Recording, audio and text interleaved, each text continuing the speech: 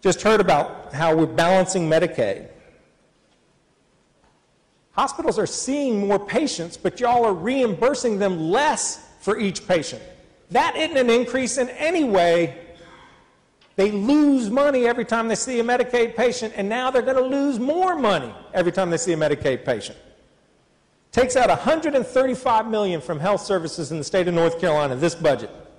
You're hurting hospitals and other providers, but most importantly, you're hurting the people. The people of North Carolina, the ones who use these health care services. And that's whether they have Medicaid, private insurance, or uninsured.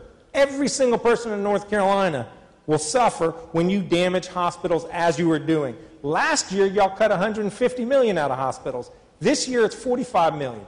Total of about $200 million over the biennium. It hurts rural hospitals, notwithstanding the fact that you're changing the inpatient base rates to hurt teaching hospitals. Any marginal benefit the rural hospitals get from your change in the formula to hurt the teaching hospitals is more than offset by the cuts you're imposing this year to providers. If you want to help people living in rural communities have strong hospitals, stop making these cuts to them.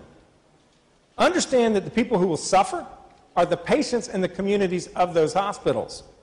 Just today in the newspaper, there's a story about a woman in Belhaven.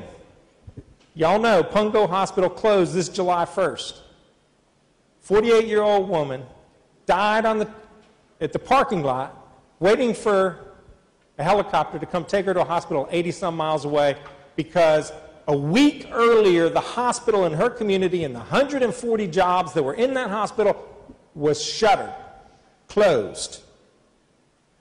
Portia Gibbs, by the way, she wasn't uninsured. She wasn't even on Medicaid. She had private health insurance just as good as you and me. What she didn't have was time. What she didn't have was a hospital. That's the first hospital that's closed. But if you look at the number of hospitals that are shutting down services and offices and programs, and you aggregate it, it ends up totaling 5 Pungos hospitals across the state. A hospital in Senator McLaurin's district stopped delivering babies. Hospital in Senator Walter's district stopped admitting new people to their psych unit.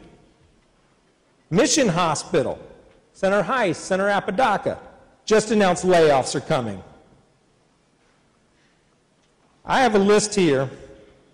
Mission Hospital, 70 people losing their jobs. Carolinas Healthcare, 25 jobs, Anson County. Wake Forest Baptist, 350 jobs. Lexington Medical Center, 9 jobs. Columbus, 30 to 60 days are going to cut jobs. 28 positions. High Point Regional, 115 jobs. Moorhead Memorial, 22 jobs. Hugh Chatham, 31 jobs. Halifax Regional, 13 jobs. Cone Healthcare, 300 jobs. Wake Med, more than 300 jobs. These are not only people's livelihoods that they then use to pay their rent, pay their mortgage, buy groceries, get gas, support the local economy. It's not only that, but when they lose their job, entire units of hospitals are closing, which means the people don't have access, which means if they get it, they have to go to a further hospital and wait longer for that service.